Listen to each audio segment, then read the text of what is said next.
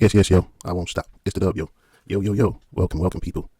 This episode here, it's that dub of the week. One of my favorite episodes. One of my favorite segments of the show, too, because we talk about everything. So let's jump straight into it. You all know what happened on Sunday, right? The 9th of February. It was the Super Bowl.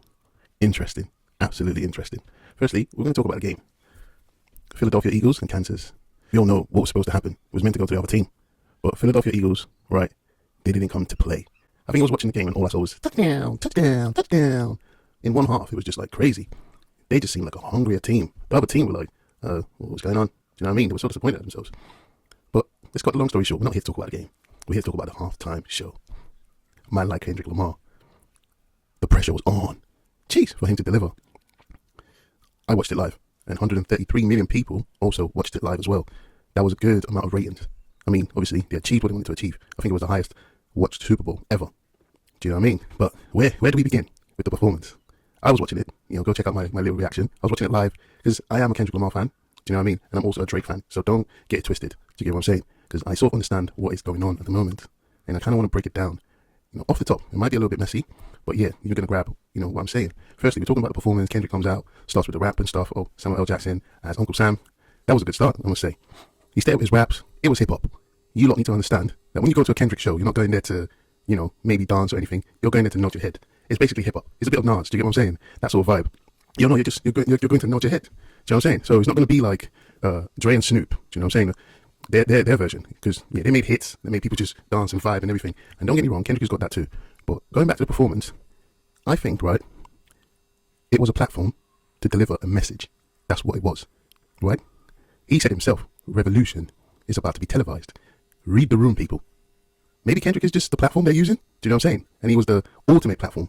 Because, firstly, from the performance, from what I saw, right, from the outfit he wore, from the chain, obviously how the stage was designed, etc., all subliminals, right? If you want to do your research, go do your research and check it out. I'll start with the chain, the A minor. Obviously, the small letter A, what does that mean? So him rocking that chain, I really don't know why he did that. It might have been so petty, but Drizzy is also petty. It's something Drizzy would do. Do you get what I'm saying?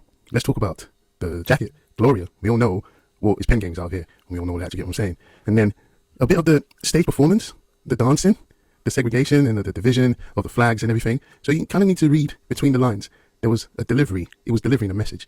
Because everyone was like, oh yeah, the guys were not bumping to it. Like the crowd was not bumping to it. Like, the only time they bumped to it was when they played Not Like Us. And obviously when he came out, everyone was like cheering up and everything. Do you get what I'm saying? So there was a bit of effects to make you think the crowd was really up for it and stuff. Do you get what I mean? But the crowd was not up for it.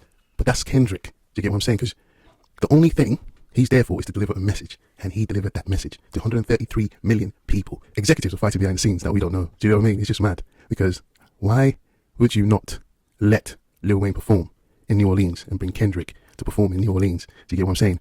Where, obviously, Cash Money, who signed Drake, is from. That's their territory. So is someone trying to say, right, you're not really running this. We are the ones running this. And we can do what we like. We can bring another performer to perform on stage. Do you get what I mean? In your own city. Am I talking too much? So let me just try and rephrase. Did Drake upset anyone? Not only Kendrick Lamar, obviously. Has he been taking the piss at people, executives? What are we saying here?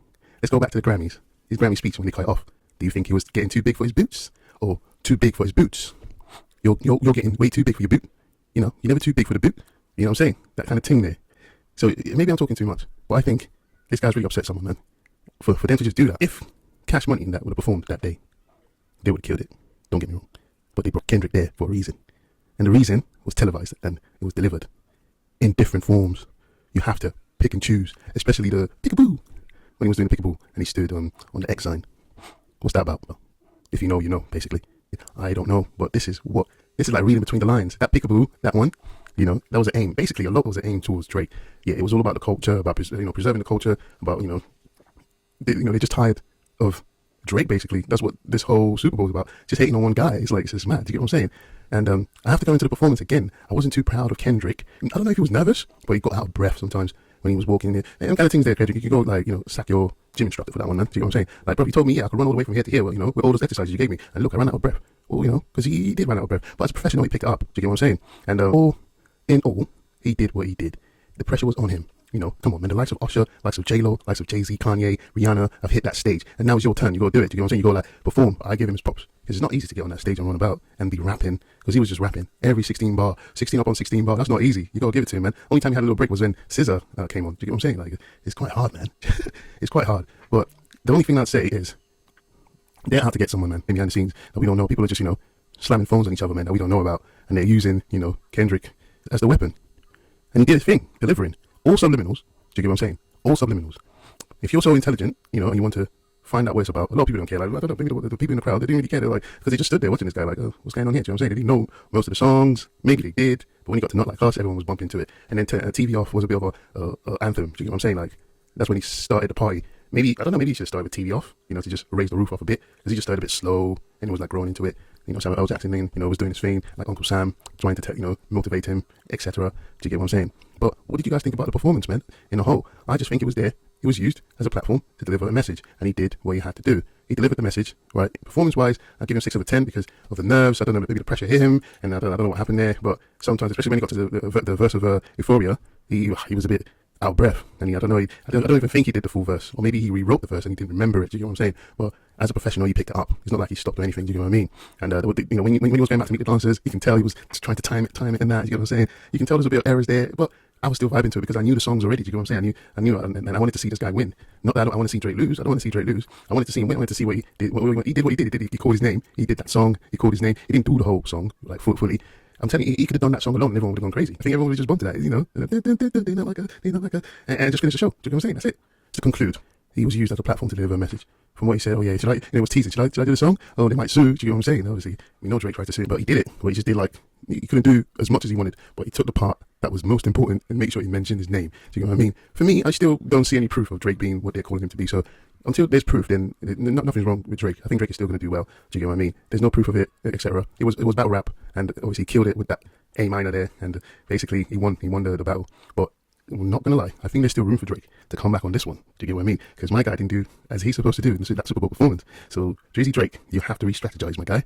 Re-strategize, because Kendrick strategized up to this level. That's one thing that he's up on Drake on. You know what I mean? He's up on Drake, and I don't know where he's getting all this information from, because his team are working hard. So he's thinking 10 steps ahead of Drake and 10 steps ahead of other rappers. I think this guy, the way he works is right, because you have to see, he doesn't come out like for maybe like 5 years. So those 5 years, I think he's already like putting notes down, writing what he's going to do, etc. Do you get what I'm saying? From who he's finding out from his team, who's dropping an album, where can I drop a hot verse that everyone's going to know about? Do you know what I'm saying? That's what he did for that Metro Boomin, and then he sent the trap just to see dude react. You get me?